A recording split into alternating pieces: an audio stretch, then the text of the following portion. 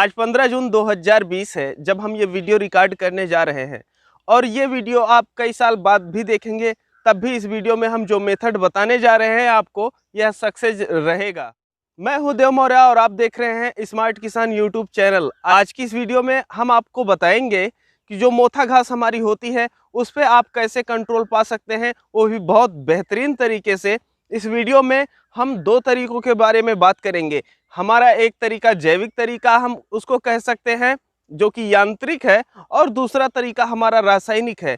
दोनों तरीके बहुत ही उपयोगी हैं और इसके साथ साथ अगर आप दोनों तरीकों को एक साथ अप्लाई करते हैं तब आपको जो रिजल्ट मिलता है वो और भी बेहतरीन मिलता है।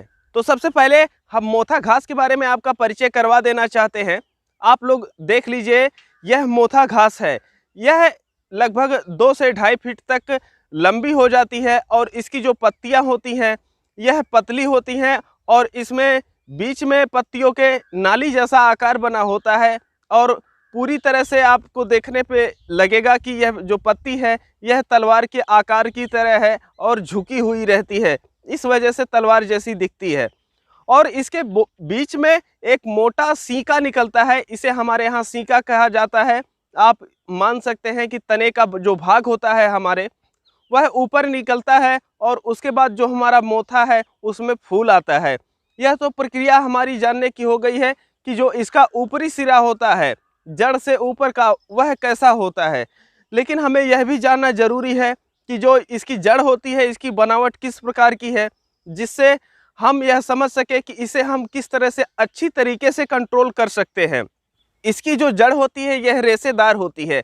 एक ही जगह से कई रेशे निकले होते हैं जहां पर जड़ और तना होता है वहीं पर से, और यह क्या करता है कि आपके खेत में काफ़ी तेजी से फैलता है और जितने पोषक तत्व रहते हैं उसे उठाता है। लेकिन इसके बीचों बीच एक मूसला जड़ होती है जिसमें हमारी बीज बनती है। जो मोथे की बीज होती है यह वहीं पर बनती है। तो यह जो बीज होती है जब यह बन जाती है तो जो मोथा होता है यह प्रसारित होता रहता है। तो जो मोथे का हमारा प्रसार होता है वह बीज के द्वारा ज़्यादा होता है। तो अब जब हम अपने खेत की जुताई वगैरह करने जाते हैं तो जो इसकी बीज भाग है, जो कि हम जड़ कह सकते हैं, यह जड़ कट जाती है। और जब यह जड़ कट करके 2 भागों या 3 भागों या इससे अधिक भागों में विभाजित होती है तो उतने ज़्यादा जो हमारा मोथा घास है वह तैयार हो जाती है। तो यह तो प्रक्रिया रही हमारी यह जानने की कि यह जो मोथा घास होती है यह कैसी होती है, इसका स्वरूप क्या होता है।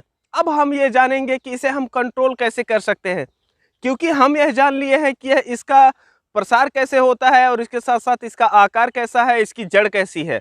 तो अब इसको हमें कंट्रोल करने में आसानी होती है। अब अगर हम बात करें आप लोगों से जैविक तरीका इसको कंट्रोल करने का, तो वह है हमारा यंत्र के द्वारा इसे हम जड़ सहित उखाड़ते हैं। क्योंकि मोथे की एक कहावत आप सुने होंगे कि किसान घर जाता नहीं है कि मोथा खेत में आ जाता है। मतलब अगर आप निराई कर रहे हैं तो निराई करने के बाद अगर मोथा घास को ऊपर से आप काट दिए हैं, तो अगर आप दोपहर में खाना खाने के लिए घर पे जाते हैं और फिर शाम के समय आकर के निराई करते हैं, तो जब तक आप घर से आएंगे तब तक जो आपका मोथा होता है यह 1 सेंटीमीटर से 1.5 सेंटीमीटर वृद्धि कर लेता है तकरीबन 2 से 3 घंटों में। जब यह हमारी घास और भी बड़ी हो जाती है तो इसकी जो गति होती है विकास करने की, ये तो रुक जाती है। तो इस वजह से अगर आप मोथा घास को निराई के माध्यम से निकाल रहे हैं, जो कि यांत्रिक विधि है हमारा, इसमें किसी प्रकार का रसायन प्रयोग नहीं हो रहा है, इस वजह से यह जैविक कही जाएगी। तो यह जो विधि होती है अगर आप जड़ सहित नहीं निकालेंगे तो मोथा घास जो है निकालने का कोई मतलब नहीं बनता है। तो इस वजह से जो हमारा खुरपा होता है उसकी सहायता से हम लगभग 3 इंच गहरी जो है खुदाई करते हैं और उसके बाद जो मोथा होता है इसे जड़ सहित निकाल लेते हैं और इसे ले जा करके हम बाहर रख के और सुखा करके जला देते हैं। तो यह हमारी विधि है यांत्रिक विधि। यह जो विधि होती है इस विधि में अगर आपकी फसल लगी हुई है तब भी निकाल सकते हैं, अगर आपका खेत खाली है तब भी निकाल सकते हैं। मतलब ये है कि चाहे आपके खेत में फसल लगी हो या ना लगी हो, दोनों ही स्थिति में आप मोथा घास को अपने खेत से निकाल सकते हैं। लेकिन अब हम आपको बता रहे हैं रासायनिक विधि। रासायनिक विधि काफ़ी सक्सेस है और अगर हम जैविक और रासायनिक विधि दोनों अप्लाई करते हैं अपने खेत में तो हमें बहुत ही बेहतरीन रिजल्ट मिलता है।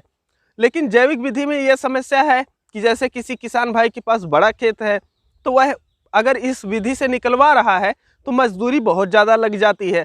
तो ऐसे में आप क्या करें कि आप खुद निकाल सकते हैं या आप फिर रासायनिक तरीका इस्तेमाल करें, क्योंकि जैविक तरीका आपका काफ़ी महंगा पड़ जाता है और जब आप जड़ से निकालते हैं तो यह ज़्यादा खुदाई करनी पड़ती है। इस वजह से जो आपके घास निकालने का खर्चा आता है मजदूरी का, वह ज़्यादा बैठ जाता है। तो अब जो हमारी रासायनिक विधि है उस विधि में क्या है कि हम ग्लाइफोसेट 41% SL के नाम से दवा आती है और इसका जो फार्मूला है हम बता दिए हैं, अलग अलग कंपनियों की आती हैं, उसको आप ले सकते हैं। लेकिन जो किसान भाई सिर्फ जैविक खेती करते हैं वह इसका इस्तेमाल ना करें, और जो किसान भाई किसी भी विधि से खेती करना चाहते हैं वह इस तरीकों को इस्तेमाल कर सकते हैं। तो ये हमारी जो दवा होती है, जब आपके खेत में कोई भी फसल ना लगी हो और मोथा घास को विकास करने दिया जाए उस समय, और उसके बाद खेत में भरपूर नमी बना करके हम इस दवा का छिड़काव करेंगे। अब जो हम दवा का छिड़काव करेंगे वह कैसे करेंगे, तो देखिए, इसको अगर आपके खेत में मोथा घास लगी हुई है और काफ़ी जंगली है तो तकरीबन आप 250 ml प्रति 15 लीटर प्रयोग करेंगे।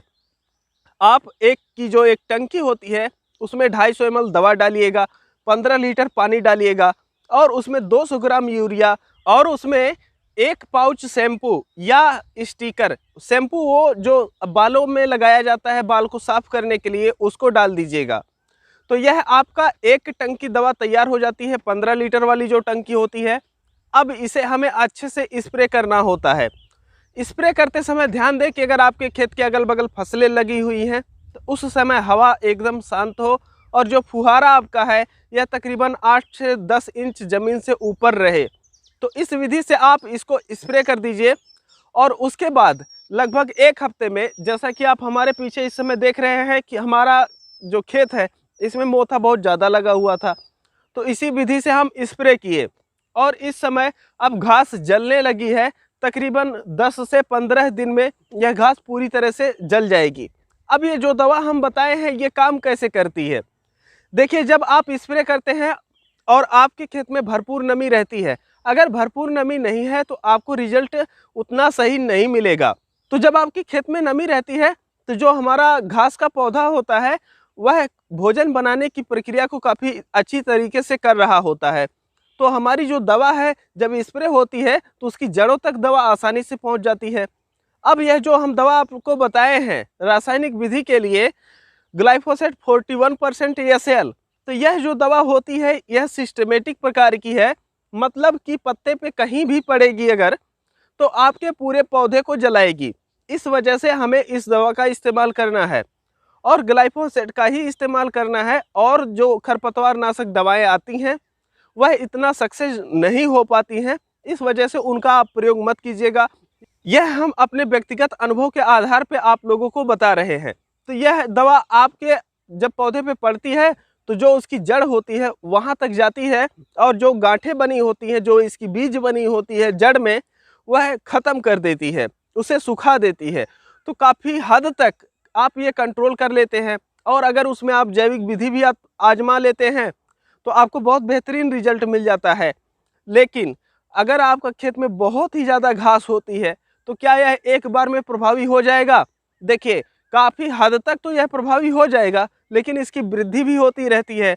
और आप अगर चाहते हैं कि आप 90% तक का रिजल्ट हासिल करें तो जैसे एक बार आप 3 महीने के पहले एक बार खेत खाली किए, उसमें आपका मोथा उगा है, यह विधि अपना लिए, उसके बाद 3 महीने या 6 महीने बाद फिर एक बार प्रक्रिया कर दिए, फिर 3 महीने या 6 महीने बाद एक बार फिर इस प्रक्रिया को कर दिए।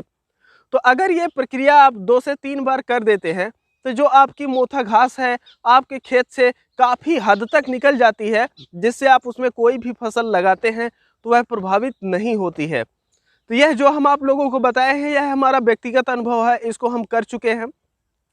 आप लोग अगर कर चुके हैं तो अपना अनुभव बताएं और आप किन किन तरीक़ों से इसको कंट्रोल करते हैं यह भी कमेंट सेक्शन में ज़रूर बताइएगा, जिससे जो किसान भाई देखते हैं वहाँ पर जाके देखें कि और जो किसान भाई हैं वह किन किन तरीक़ों का इस्तेमाल कर रहे हैं।